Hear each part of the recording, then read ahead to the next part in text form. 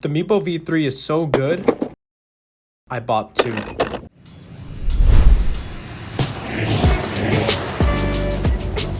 The Meepo V3 is arguably one of the greatest budget e-skateboards out there. There's a bunch of reviews, there's a bunch of people buying it. It's literally $389 on the market right now. So the question is this board worth the money? So we're going to be going over all the major parts of the Meepo V3. We're going to be looking at the deck, the trucks, we're going to be seeing the acceleration, we're going to see how much punch, power, and torque this board can give us, and we'll see if it's actually worth $389. Let's get into it.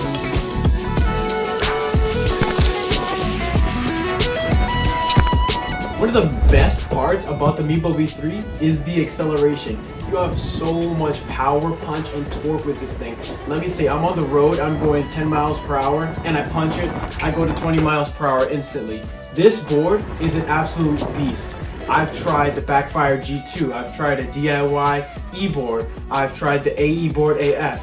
None of these boards have the amount of power and punch close enough to the Meepo V3. I'm riding with my friends and they're riding a $700 board, and I'm out here riding a sub $400 board and I'm going faster than them. That doesn't really make any sense, does it? It's because the Meepo V3 has dual 450 watt motors. This has one of the biggest hub motors out there to allow for that amazing torque and punch. But that also leads to a lower ride quality. Since the motor's so big, you have way less urethane on the sleeves, which leads to a lot of vibrations on the road, and it makes it feel really uncomfortable.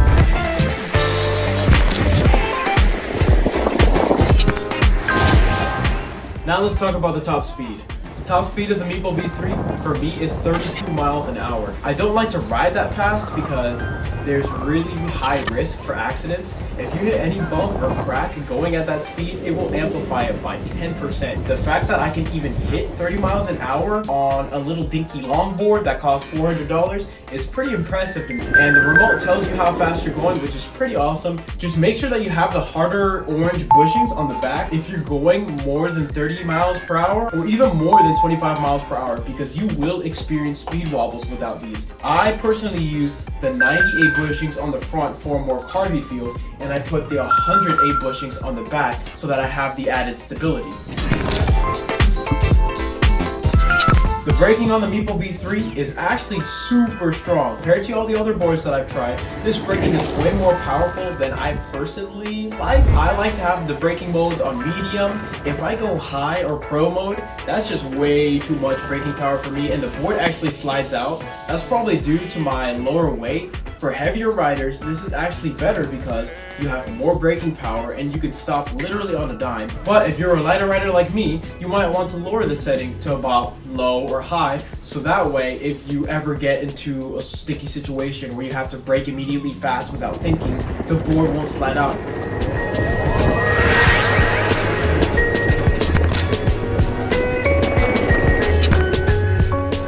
These shredder trucks are insane. I'm able to carve beautifully on smooth pavement roads while also maintaining high stability at the top speeds. When it comes to sidewalks though, there's a lot of bumps and imperfections in each step of the sidewalk, and when your board goes over those, they jut up really aggressively.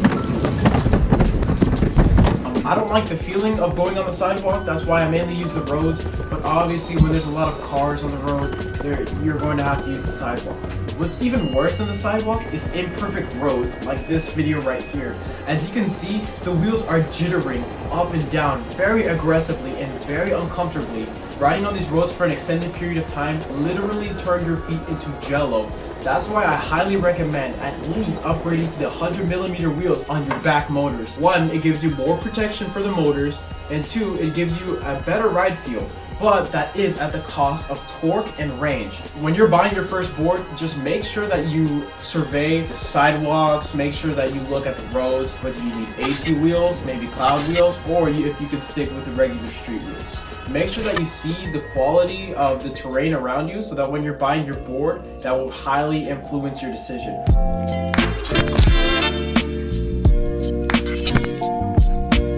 So this deck, it doesn't have a lot of concave in it, So when your feet are on it and your feet slip off, you don't really know where to put it, so you do have to look down sometimes. I love the grip. It really grips my feet and I don't feel like I'm gonna fall off. The deck does have a handle, and if you ever have a board that doesn't have a handle, you truly miss that. So if you ever damage up your board, you might see right here that the paint actually chips off and it leaves ugly wood markings. I really dislike this because the black feel makes it look very stealthy, and then you have ugly wood chippings on the sides. I love the battery and ESC casings. They look really awesome, especially with these grills on the side of the ESC to allow for heat dissipation. But one of the most annoying things is this little orange flap holding the charger and the USB charger in there. It is so incredibly annoying to put this thing back in. I don't want to risk this getting wet, so taking 30 seconds out of my day every single time to plug this in is a really big pet peeve. One of the things that's on the battery case, if you click on this little button right here, it actually shows your battery percentage.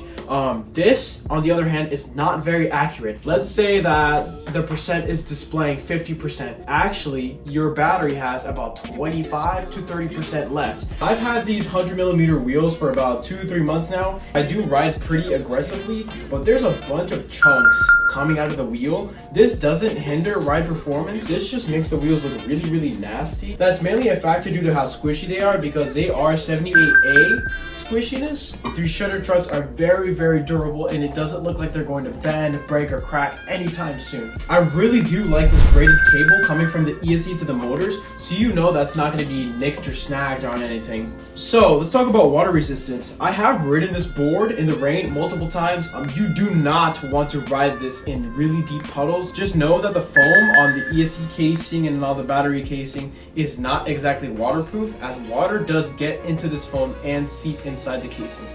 But after riding the rain about 3 or 4 times, my board is actually held up.